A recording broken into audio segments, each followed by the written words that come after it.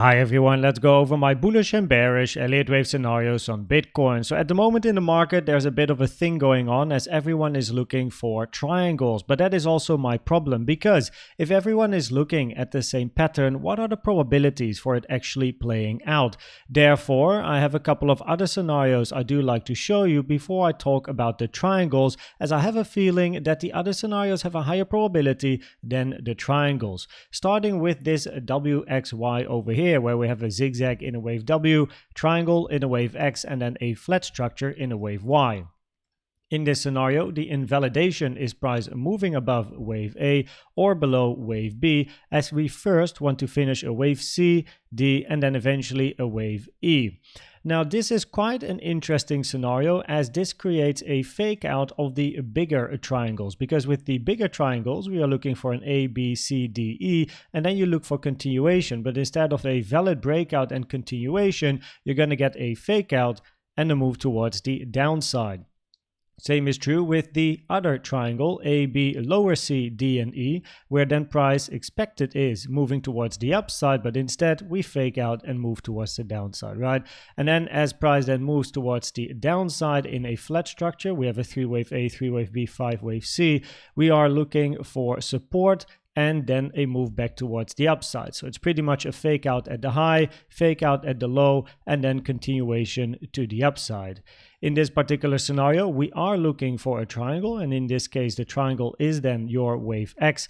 Now, what is important to know is 4 out of the 5 waves have to be zigzag structure, so a zigzag wave in a wave A, B, C, D, E. 5 out of 5 is also a possibility. However, it is common for either wave C or wave D to be a double or a triple zigzag, so a WXY or a WXYXZ, but a WXYXZ is a very rare corrective structure.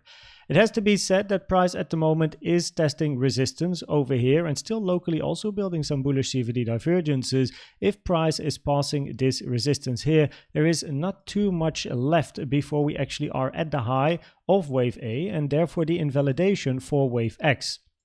If I open all of my support and resistance areas here, the horizontal lines currently testing the daily naked point of control, and the red line is the point of control of this range. But as you can see, above this area, there's not much left. And then we are at the daily at 71.3K, which also is the 886 level, Fibonacci taken from the high to the low of B.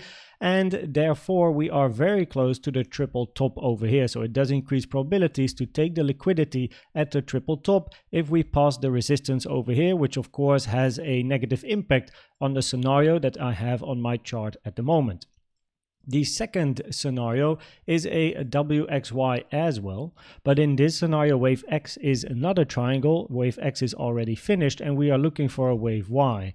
And here we create a fake out of potentially even the all-time high over here. But what we're looking for is a W, an X, and then a flat structure in wave Y. In this flat, we have a 3-wave move in a wave A. Then we look for a 3-wave complex structure to the upside in a wave B. Most common target area for a wave B is between the 1.236 and 1.38, taken from the high to the low of wave A. And then we expect price to move towards the downside impulsively, 1, 2, 3, 4, 5. Now, what is interesting about this fake out is the impulse to the downside, because price creates a new high, but it's a fake high, it's a B, and then an impulse down. And I can already foresee that the moment we get an impulse to the downside after a new high, people are going to be talking about a potential wave 1, retracement in 2, and then a much bigger move to the downside in wave 3 for a very, very big correction.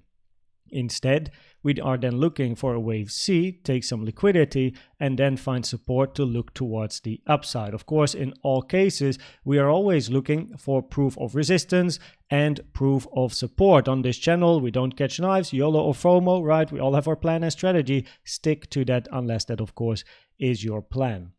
Now, we also have a bigger flat. So this is a small difference. Here we have a WX and a flat in a wave Y, but we can also look for a bigger flat, faking out again the all-time high.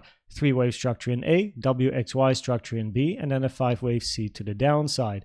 In this case, your common target for wave B, taken from the high to the low of A, is between the 1.236 and the 1.38 here, which is higher, 76.9K to 78.8K. And with the previous scenario, it's 73.5K to 74.6K, right? So it's a little bit different. However, the general structure is the same, where we expect a 3-wave up and a 5-wave move towards the downside, preferably moving below wave A, as in an expanding flat. That is your expectation, and an expanding flat is the most common flat structure, where B is moving above the origin of A and C moves below wave A over here. Second is a regular flat, which is more of a ranging structure, and then we have a running flat where wave C is not taking the low of A and we continue towards the upside already. Now finally, we get to the triangles, and this first triangle here, right, A, B, C, D, E, I've already showed it earlier in this video shortly. We're then looking for our wave D and a WXY double zigzag structure because of the 3-wave nature of the beginning over here. We then look for a 3-wave move down in a wave E and continuation to the upside, bullish continuation, not falling back inside this range. Invalidations are very, very clear in this scenario, and as mentioned, if we pass the resistance where we are at the moment, it does increase probabilities to see the triple top taken. The second triangle is where wave C is not yet finished. We have our wave A, our wave B, C, D, and then our wave E. But in this case, wave C is the complex structure for a W, X, and a wave Y.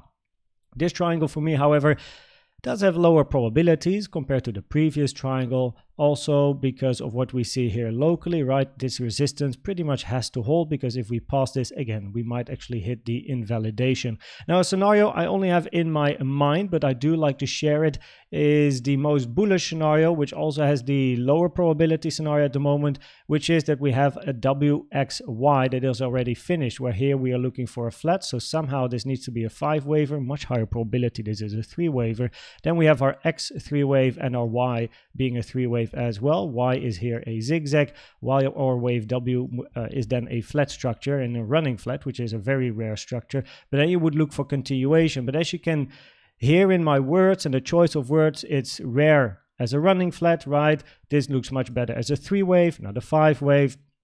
Also wave Y here being quite short, it just doesn't look that nice. So the very bullish scenarios at the moment are not yet carrying highest probabilities. The corrective structures, WXY, flat, and the triangles have higher probabilities compared to very bullish scenarios, right? Doesn't mean we can't move to the upside and take the highs. It's just that we then expect the range to continue, right? Now, if we do look at a potential bullish scenario, right, as explained, we then have to end the correction over here, which is pretty much only possible with a WXY like this, or A, B, C, D, E, a running triangle, as it's called, right? So then we have this one over here, which you also see all over the internet, and I'm not too big of a fan of the triangles here. But what we are then looking for is a 1, 2, 1, 2, and then eventually another 1, 2, and who knows, more 1, 2s. But the problem is you get a lot of 1, 2s, and in this scenario you want to start impulsively and not correctively. So if this is a 3-wave structure to the upside, right, then we would expect price to later come back down. So what we are looking for is an impulse, 1, 2, 3, 4, 5. But clearly we have a move up, move down, move up. And this is not really a nice wave 4 and then a wave 5. It is too deep for a wave 4. So we can't count a 5-wave impulsive structure here, increasing probabilities. This is a 3-waver, not a 5-waver, right?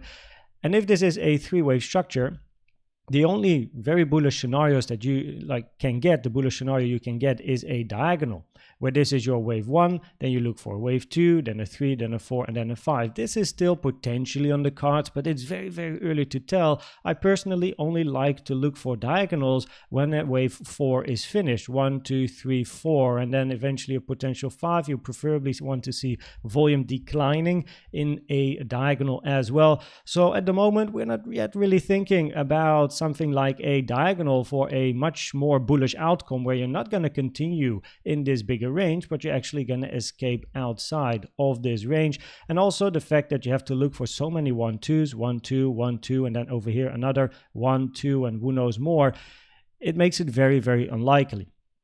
Another thing is that the second wave 1 is much longer than the first wave 1, even though this has to be a lower degree Elliott wave count, because this is your highest degree 1, 2, then you have a lower degree 1, 2, right? And then you have again a lower degree 1, 2. It just doesn't really add up nicely at the moment. Doesn't mean, however, that we can't move to the upside as mentioned earlier. Here in this range, We yesterday mentioned that there were some bullish CVDs here locally. Even though we saw bearish CVDs here and bearish CVD divergences here as well, we saw bullish CVD divergences locally, increasing probabilities for a short-term push to the upside, right? That's what mentioned yesterday in the video. Short-term move towards the upside. Now we got that move towards the upside over here, and then we observe again what price does, expecting resistance to be hit. Now the resistance has been hit over here. The target box, the daily naked point of control, and previous range point of control have been hit, and we see a bit of a reaction. Now with regards to CVD, we had bullish CVD divergences over here. These have already played out as this high got taken. We also have bearish CVD divergences, but for these bearish CVD divergences to really gain probabilities, I want to see volume to the downside because we are in a local uptrend over here, right? And if we look at the CVD throughout this move to the upside, then on the 3 and 5 minute time frame, we constantly see bullish CVD divergences, even though on the yellow CVD, which I'll show in a second, we also had big bearish CVD divergences. So if I would zoom out here on the 15 minute, then what you can see is a lower high on price, much higher high on yellow, right? So one would be like, hey, wait, that's a bearish CVD divergence. But then locally on the 3 and the 5 minute time frame, we had those bullish CVD divergences, and these carry more weight, right? So at the moment locally here, we had some bearish CVD divergences, or bullish here on blue, high low on price, lower low on the CVD, and on yellow you can see lower high on price, higher high on the CVD. It feels in a way very leading, so I'm very patient here. If this resistance is breaking, preferably maybe a retest here, then the probabilities very much increase to look for the triple top. But at the moment we are at resistance, and then again for the bearish CVD divergence to actually get more probability, we want to see some volume to the downside. We want to see price move down with volume, because the CVD divergence is so big, there should then be so much absorption that if the buyers are exhausted, that price is just falling very hard. And at the moment, that is not yet what we see, right? And bullish CVD divergences in an uptrend is something we have to keep in mind. So if we then look at the probabilities of the different scenarios, then what I wrote over here is on the 4 hour, the probabilities at the moment are highest for a continuation of this range following the WXY1 or the WXY2 scenario shown earlier, right? Just for a repeat, here's WXY number 1, right? But this is a triangle, preferably resistance holds, also increase probabilities to take the invalidation. Then we have WXY2, where we actually move to the upside, fake out the highs, and then move down. Then we have the potential flat structure, right? A, B, and then a wave C. Very interesting indeed. And then only after that do we have the two triangles, where triangle number 1 has a higher probability at the moment compared to triangle number 2. But in general, everyone is looking at the triangles, which is a negative for me. So everyone looks at the triangles, would love to see fake outs, which can happen with the WXY and the flat scenario. CVD here locally is currently at resistance during a local uptrend. Bullish CVD divergence already played out. Keeping an eye on this range, however, on the lower time frames. If price keeps ranging over here today and more bullish CVDs are forming, I expect the resistance to break. And for bearish CVD divergences, we want to see the volume coming into the downside as mentioned. If price breaks the local resistance, the path to the triple top is quite open. That being said, I hope that this video was helpful or valuable to you. Please check out the most recent educational video I've made about the best trading indicator you can use in my opinion, which is the CVD. And for now, thanks for watching and subscribing, and I'd like to see you at the next one. Bye bye.